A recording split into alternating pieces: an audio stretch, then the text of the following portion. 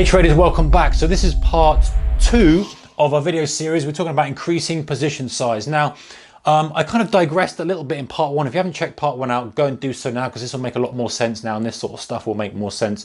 Sort of video, go back and check out part 1. If you have, welcome back. And we went down a little bit of a rabbit hole here of fixed versus variable position sizing.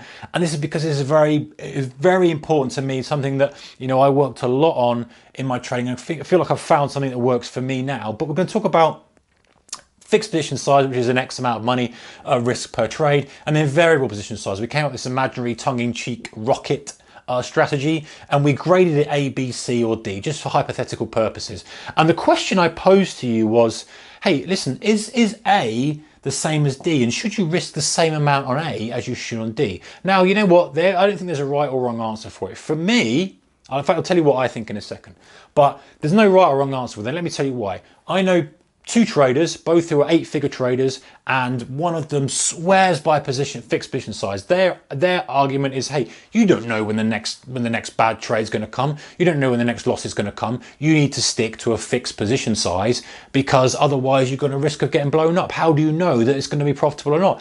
And it's a good argument for it, even if you've got the best setup in the world, even if it's running at kind of 80%, which is an unheard of profitability level, then you could have, you know, several in a row that don't work out. So there's some logic to that. And then the other trader, he says, well, listen, I want to press it when I feel that everything's on my side. So when I feel I've got a grade A rocket strategy, I'm going to go, I've got everything lined up, all my ducks in a row, so to speak. It looks great. I want to take 5 times the amount of risk. I'm prepared for the consequences of that, but I want to do it because I like it. I'm going to push the throttle down. I'm going to really get on the back of this one. So, you know, there's pros and cons to that, and it obviously makes sense from both sides. And you've got to do what's comfortable for you. So my argument is I tend to err onto the side of variable position sizing, because for me, I don't think that trading is completely systematic and linear. Okay, there are people out there running systems, fine. I'm talking about you if you're sitting in front of the screen making your trading decisions. For me, this kind of scenario makes a lot of sense, and I have a red flag and green flag system where I will grade a trade kind of on the fly depending on where it is, what it is, and how good it is. You know, I still want to be involved in these, but I don't want to risk a lot in it, because I know that they're much less likely to work than grade A's, because from my history of trading, from my analysis, from my previous trades, all that kind of stuff, I've made that assumption. Now, what you can't do, the danger is you can't just say, well, I think that works well, and you're just guessing. You need to have some substance to say that this is now a grade A as opposed to a grade D. But, you know, for me, setups are never always the same. They're never, you know, even though you get the same chart pattern, depending on where it's positioned in the time frame, or where it's positioned in the prior day's trade, has it occurred after news, has it occurred at time of day, you know, all the other things that go with it. To me, that increases or decreases the probability of the trade of working. That's just from my experience. I've observed that with my own trading. Obviously, it could be different for you. Maybe you're taking different trade types, or trading on longer term, or whatever. But you know, this is from my observation. So I like to be able to increase my position size for each trade and give me that parameters. Now, one caveat here, guys, and one thing I want to make sure that we've got clear: I'm not advocating flying by the seat of your pants.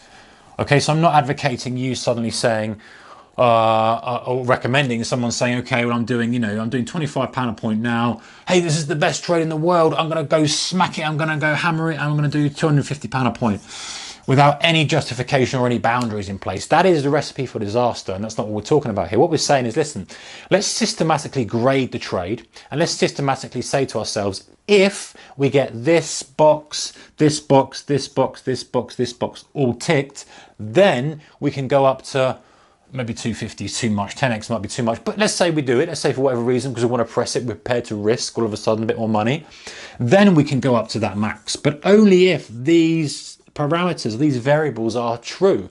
If they're not, and it's a grade B or a grade C, then we stick it somewhere else. It might be £50 a point, you know, it might be 100, whatever it may be.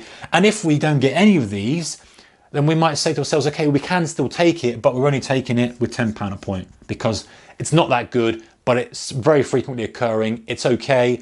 And we might get to a point where if we don't get any of them, or we get a few red flags, too many red flags, or too many crosses, however we want to wrap it up, we don't take the trade at all, even though it's exactly the same setup as we talked about the rocket, a theoretical rocket trade. We don't take it at all. So there's that. Right, back to the point. That's increasing position size within trading and within trading strategies, and kind of on the fly.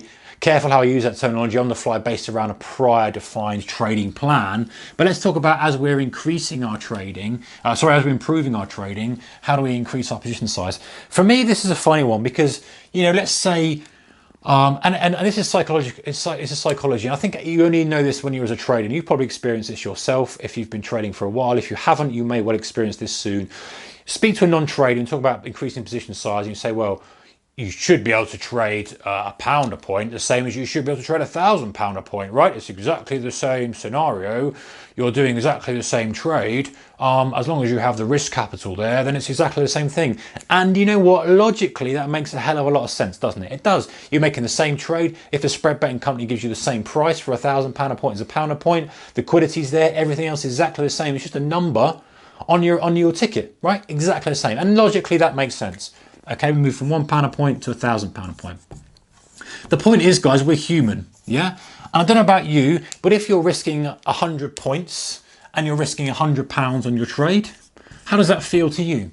Most of us are probably going to be like, £100, it's not the end of the world if I lose £100. It's, you know, my career, whatever. I'm not that too bothered. Now, for many of us, let's move to the different scenario and say, okay, we're risking the same 100 points, which we should be.